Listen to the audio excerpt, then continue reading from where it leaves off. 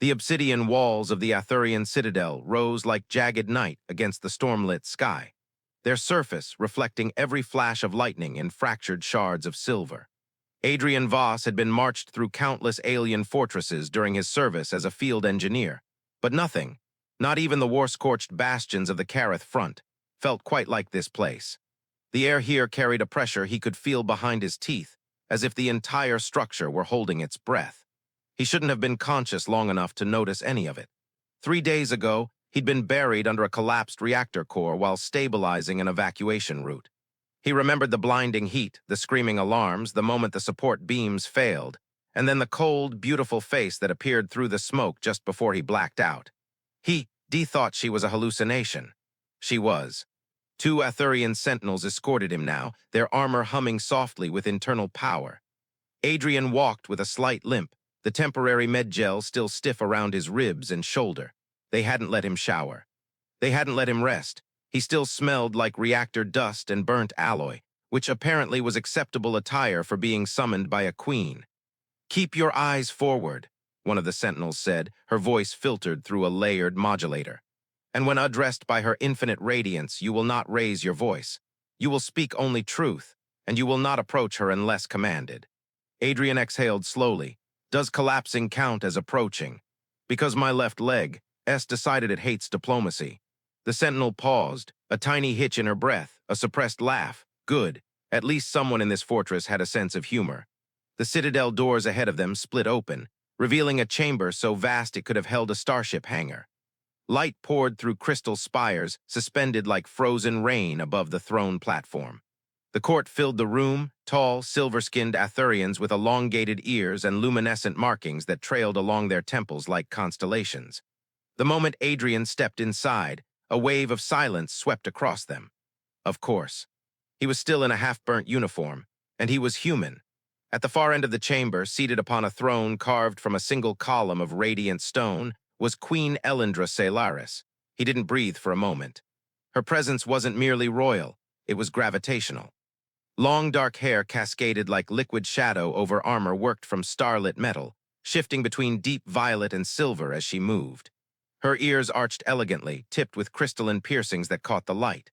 But her eyes, those impossible eyes, were a luminous, ancient gold, steady and unreadable.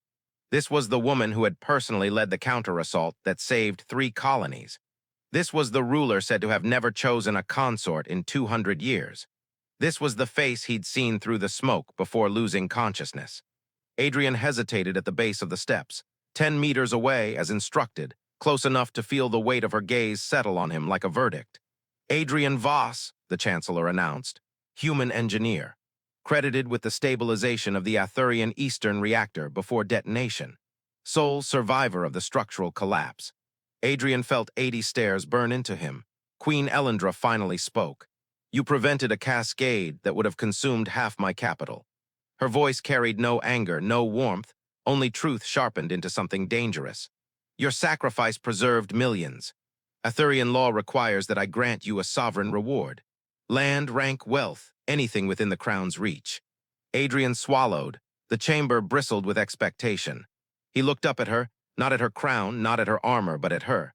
The exhaustion beneath her poise. The loneliness carved into the stillness of her shoulders.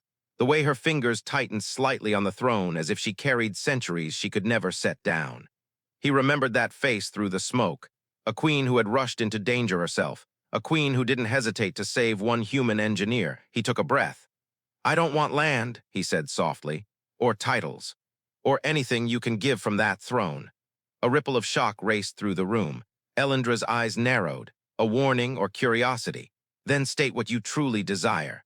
Adrian held her gaze, steady despite the tremor in his leg. "I choose you." The chamber froze, not metaphorically, no one moved, gasps scattered like sparks. The Chancellor nearly choked on his own breath. The sentinels shifted, unsure whether they were meant to arrest him or flee. But Elyndra, she didn't move at all. For the first time, Adrian saw something flicker in those ancient golden eyes. Not anger, not amusement, something almost fragile. "Explain yourself," she said quietly. Adrian exhaled. "When the reactor collapsed, you didn't send soldiers, you came yourself. A queen who's commanded wars, who's borne the weight of galaxies, still willing to walk into fire for her people. You were alone on that battlefield. You've been alone for a long time. Her breath caught so slight no one but him could have noticed. You deserve to be chosen, Adrian said. Not for your power, not for your crown, for who you are behind all of that. The room erupted in whispers, but Elyndra raised a hand, silencing them instantly. Her eyes never left him. We will speak, she said, voice lower now, privately.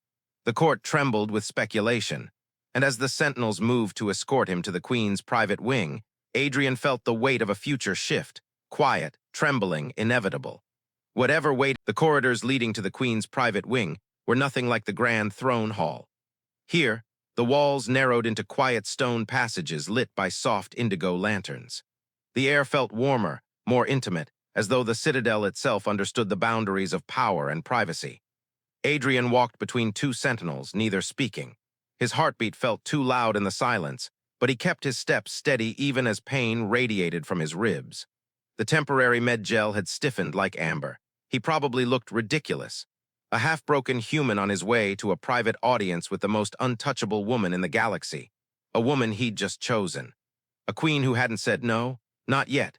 They stopped before a black crystalline door that shimmered faintly when approached.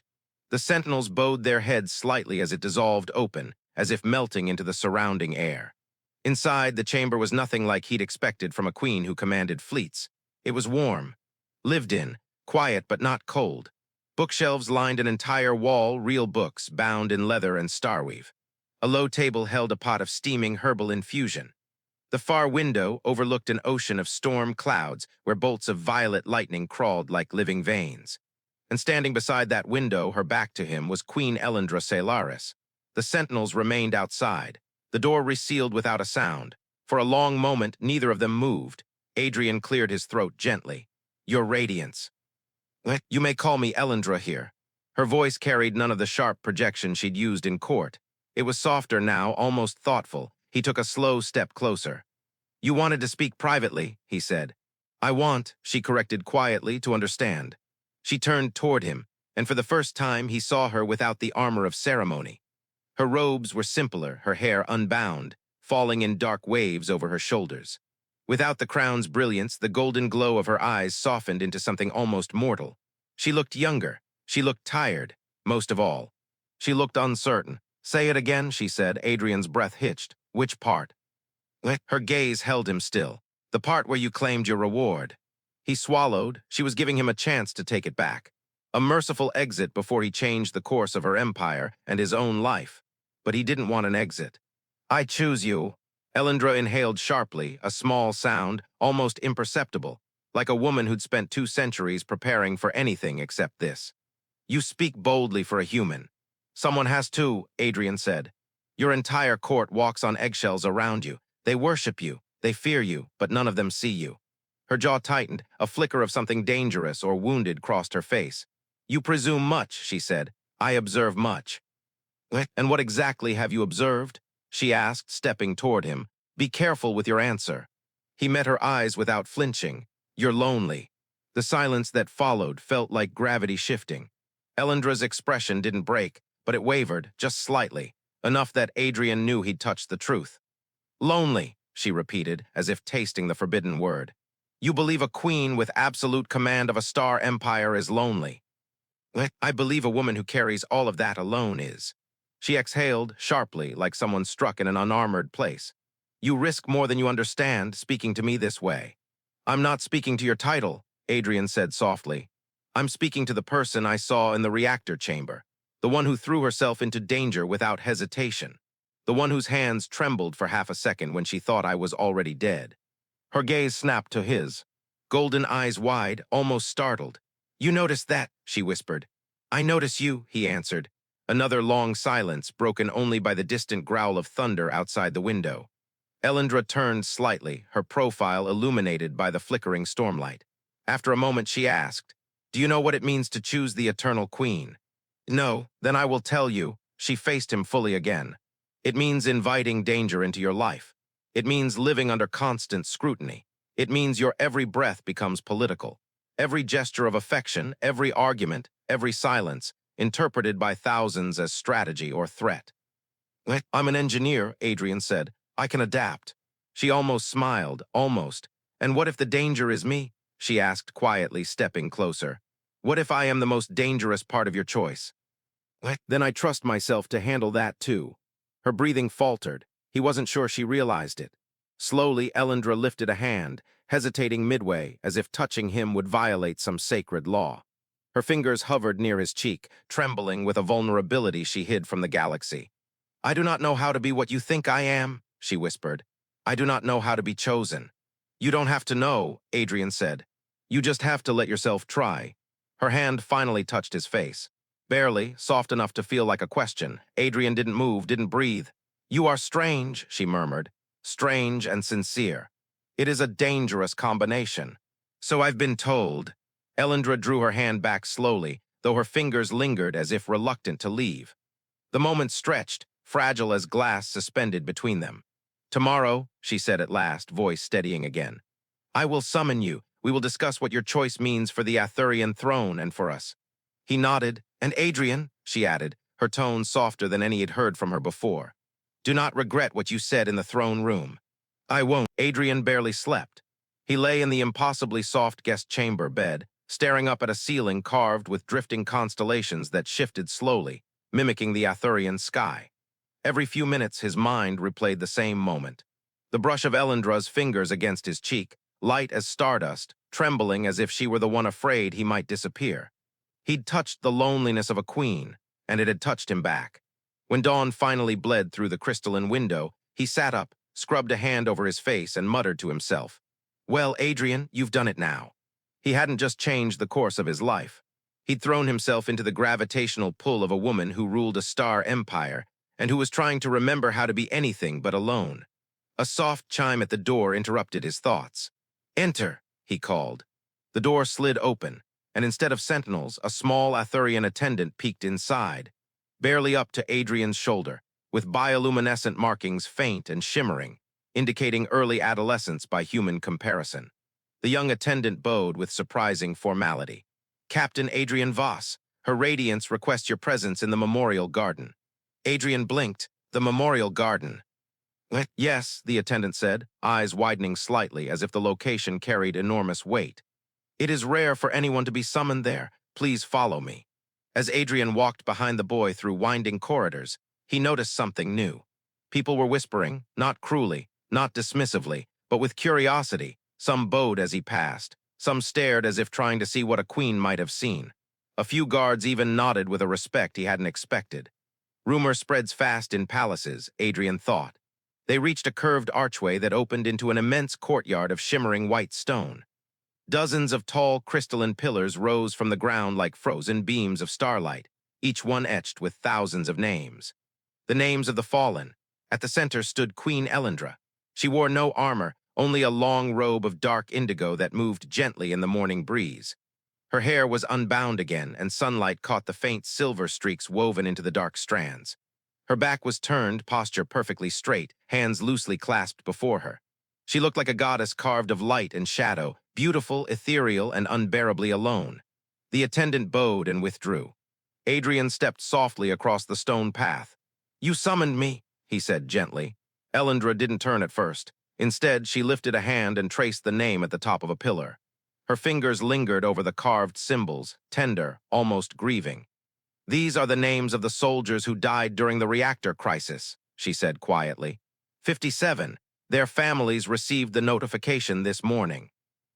Adrian's chest tightened.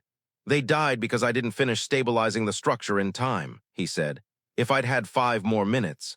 Do not do that, she interrupted sharply, turning to face him at last. Do not take the responsibility for every death onto yourself. That path consumes people, even queens.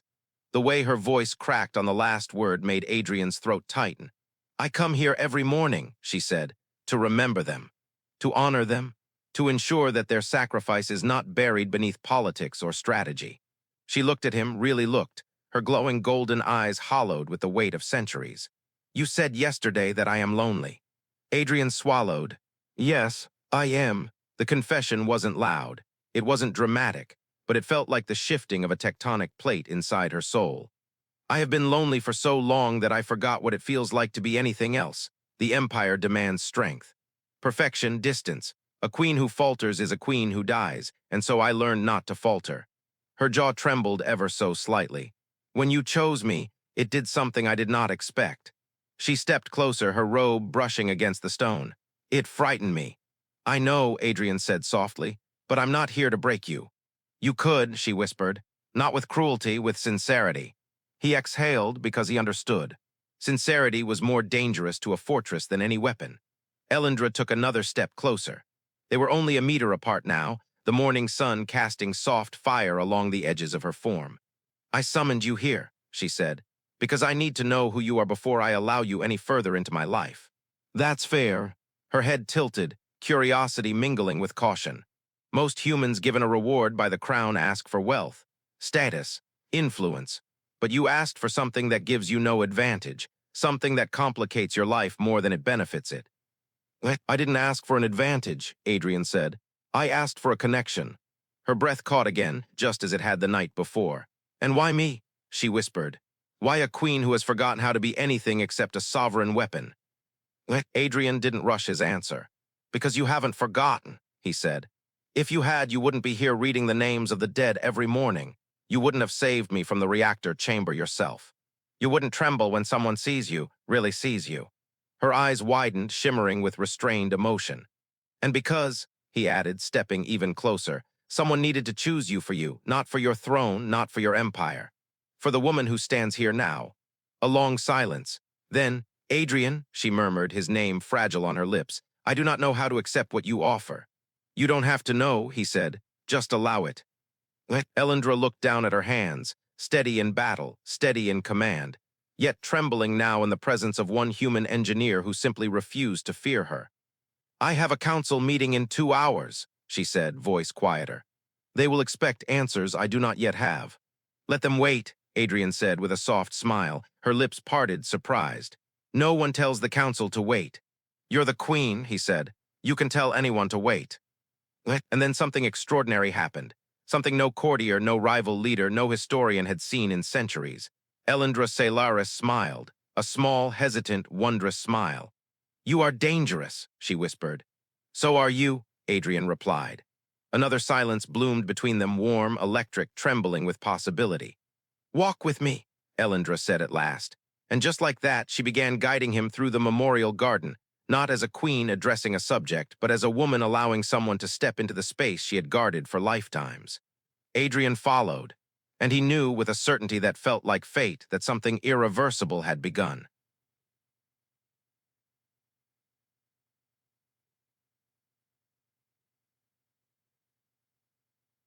They walked in silence at first, not the cold, brittle silence of the throne room. This was different, softer, uncertain, like the air between them was learning how to breathe again after centuries of holding still. Elyndra moved with the fluid poise of a monarch, but today there was something unguarded in her posture, something almost human, though Adrian suspected she would hate that word applied to her. The storm wind stirred her dark hair as she led him down a pathway framed by crystalline arches. Each step they took caused faint ripples of light to shimmer across the stone, as if the garden itself recognized the presence of its queen. Adrian kept pace beside her, not behind, not beneath, beside her. He caught the way her eyes flicked briefly toward him, quick, assessing, then immediately away again, as if checking whether he understood the gravity of his position or perhaps checking if he would shy away from it. He didn't. Finally she spoke. There are things you do not yet understand about me, she said, about what you've asked for. Then help me understand.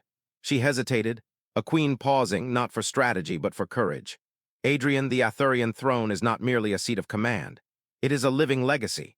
The crown is woven with ancient bonds, rituals, oaths, histories that shape those who wear it. Her gaze drifted to the crystalline pillars surrounding them.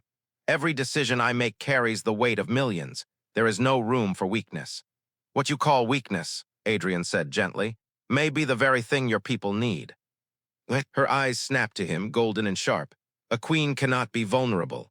You already are, he said simply, just not where anyone can see. She inhaled sharply, the truth like a blade sliding past her defenses. I have no right, she murmured, to let someone into my life when I cannot promise them safety. No one can promise that, Adrian said, not even a queen. Elyndra stopped walking. A single breath passed between them. Then she asked the question she had been circling since the moment he chose her. Are you afraid of me? Adrian didn't hesitate. No. She blinked slowly, almost disbelieving. You should be. I know, he said, but I'm not.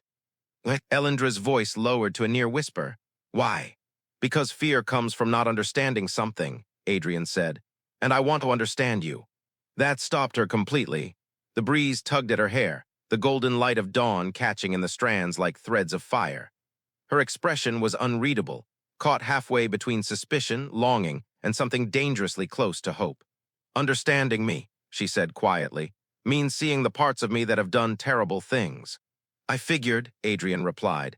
Queens don't rule empires by being harmless. Her lips parted slightly, a sharp exhale. Not annoyance, surprise. She was used to flattery or trembling reverence, not pragmatic acceptance. You say these things so easily, she murmured. Maybe that's why you summon me again, he said. Maybe you're tired of people who only tell you what they think you want to hear. Elyndra looked away at that, just for a second, but it was enough. He had struck something deep. They continued walking until they reached the innermost part of the garden, a wide circular platform surrounding a single towering pillar inscribed with names that glowed faintly.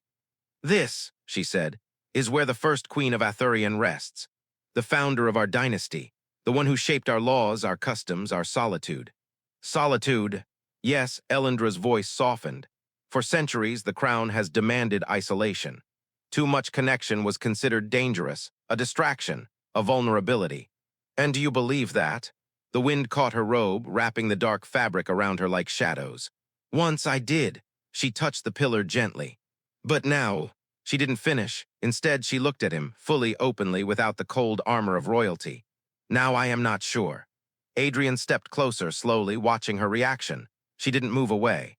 Elyndra, he said softly, you don't have to decide everything today. Her hands tightened around the edge of the pillar. That is where you are wrong, she whispered. I do.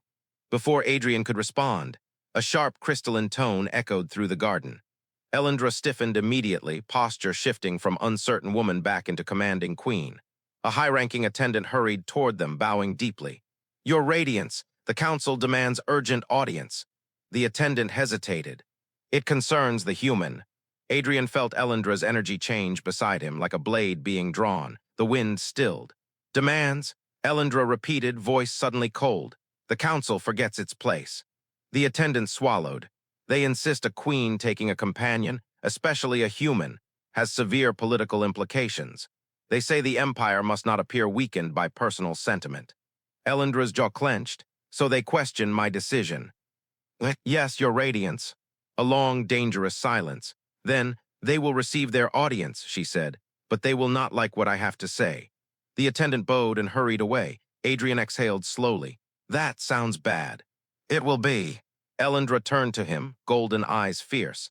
They will try to convince me that choosing you endangers the empire. And what will you tell them? Elyndra stepped closer, close enough that he could feel the faint warmth of her skin through the morning breeze. That I do not make choices out of fear. Her voice lowered, and I will not be intimidated into abandoning one simply because it is difficult. Adrian swallowed. Does that mean? It means, she said quietly, that whatever happens next, I will not face it alone. The words hit him with the weight of a vow, one she wasn't accustomed to giving. Before he could speak, she lifted a hand, hesitated, then let her fingers brush briefly against his chest, just above his heart. Wait for me, she whispered. And with a swirl of indigo robes and command in every, the council chamber of Atherion was not built for comfort. It was built to intimidate.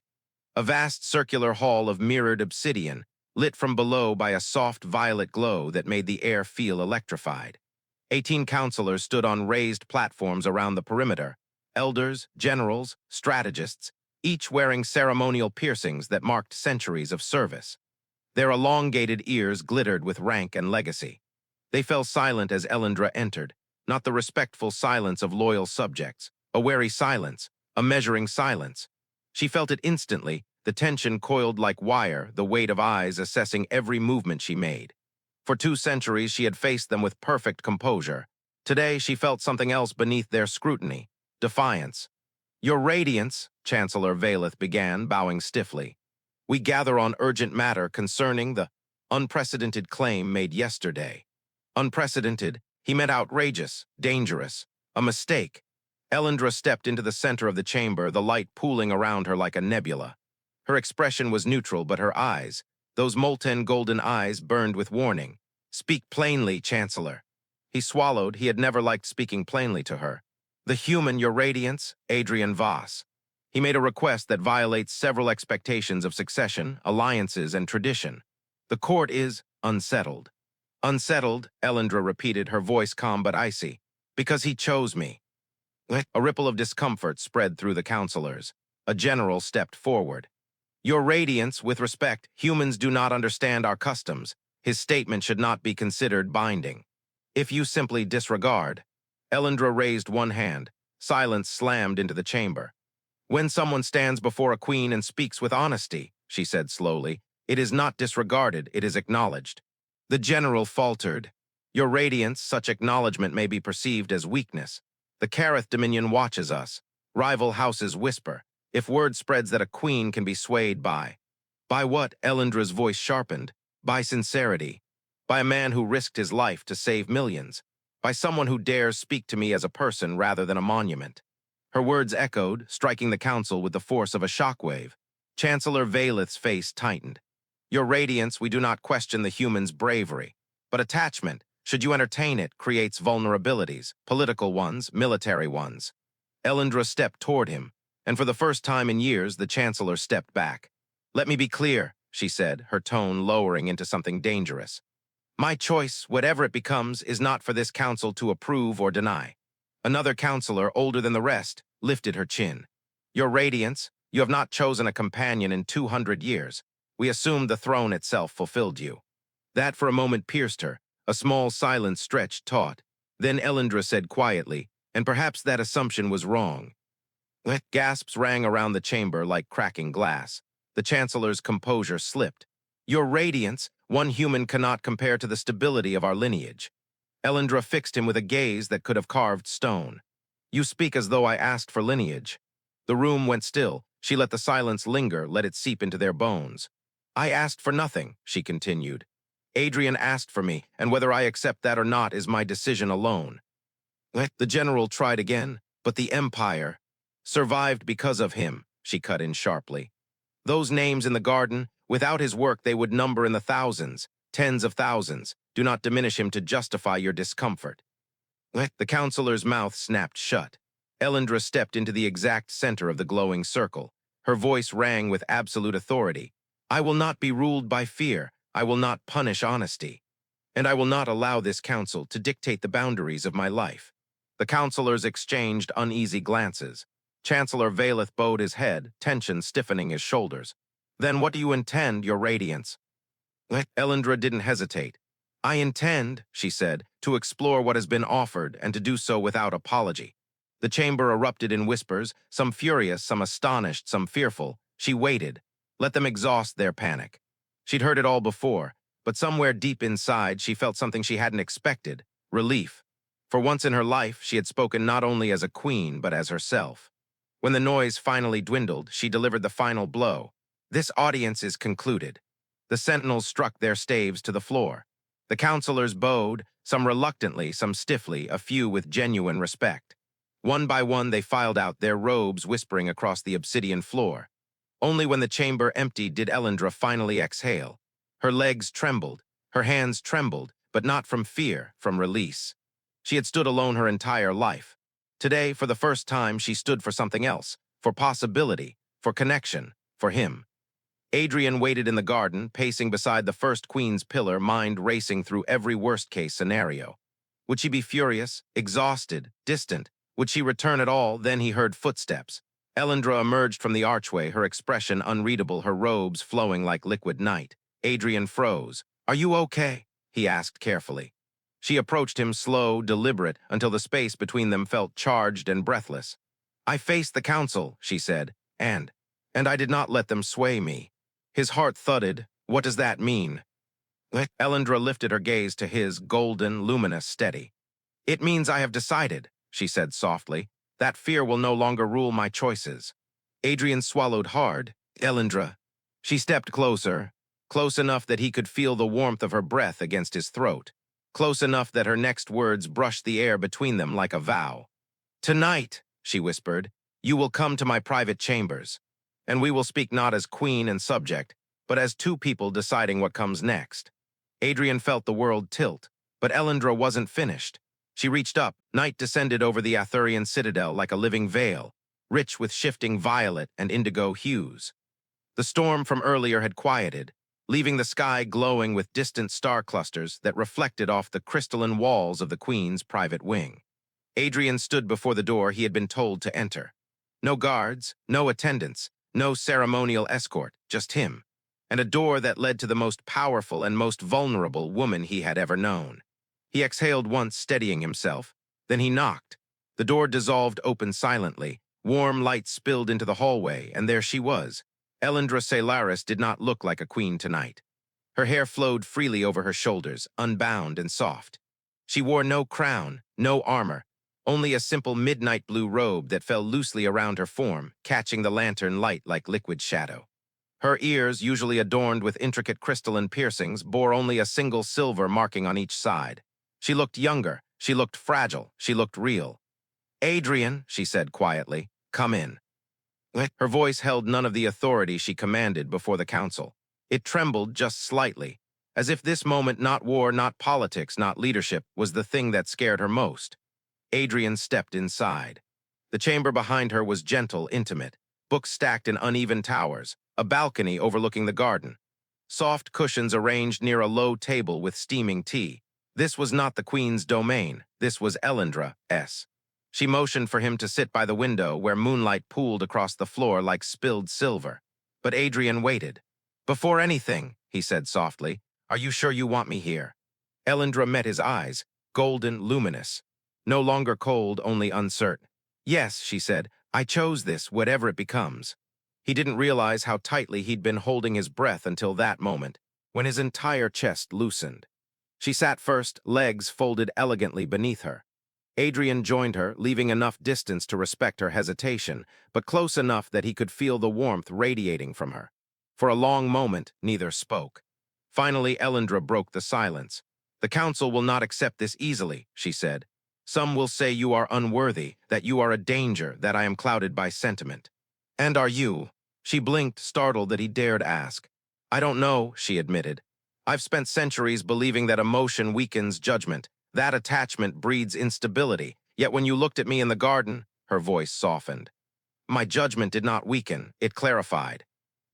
Adrian's heart hammered. How? Because for the first time I wanted something that was not for the empire. Not for the throne, not for duty. I wanted something for myself. Her hand tightened around the fabric of her robe, as though the admission physically hurt. "You," she said simply, "I wanted you." Adrian's breath caught. Elyndra continued, voice barely above a whisper. "That terrifies me." He moved closer, not touching her, not yet, just close enough that she could feel the steadiness of his presence. "Then we face the fear together," he said. "We don't need to define anything tonight. We don't need to decide the future, just be here with each other." Her shoulders eased, tension melting in small, hesitant increments. "You speak as though this is simple," she murmured. "No," Adrian said, "I speak as though it's possible." Elyndra looked down at her hands. Slowly, very slowly, she lifted one and extended it toward him. Her fingers hovered, trembling slightly, waiting to see if he would reject the gesture or misinterpret it. Adrian turned his palm upward. Their hands met, not with the force of a vow, not with the weight of a royal decree, but with the fragile sincerity of two people choosing each other in the quiet. Her fingers curled around his. His thumb brushed gently across the back of her hand. Elyndra inhaled, sharply, as if the contact overwhelmed her. But she didn't pull away. Instead, she shifted closer until her knee brushed his. "Adrian," she whispered, "I have forgotten how to let someone close. Then let me remind you slowly." Her eyes fluttered shut. The moonlight painted silver across her cheeks, catching the faintest hint of tears. Not of sorrow, of release. She leaned toward him, hesitant, questioning. Adrian met her halfway. Their foreheads touched first, a soft, grounding point of intimacy. Elyndra exhaled shakily, her breath trembling against his skin. Then she whispered, "Stay." One word, one request she had never made of anyone in centuries. Adrian cupped her cheek lightly, letting her feel his warmth before he even considered a kiss. "I'm not going anywhere," he said, her lips parted slightly, expectant, unsure, wanting. He brushed his mouth against hers, a gentle kiss. Barely a breath, soft enough to ask, warm enough to answer. Elyndra froze for a heartbeat. Then she melted into him. Her hand rose to his chest, gripping the fabric near his heart as if anchoring herself to the present moment. He deepened the kiss slowly, giving her time to retreat if she needed to. She didn't. When they finally parted, Elyndra's eyes were luminous, her voice unsteady. "I do not know what happens next." Adrian smiled softly. "Neither do I.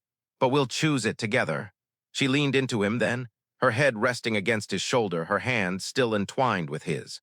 For the first time in centuries, the Eternal Queen was not alone.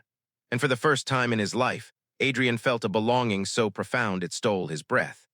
Outside, the storm clouds parted, revealing the twin moons of Valora glowing brightly above the citadel. Inside, a queen and an engineer sat together in quiet closeness, the world beyond their door growing distant,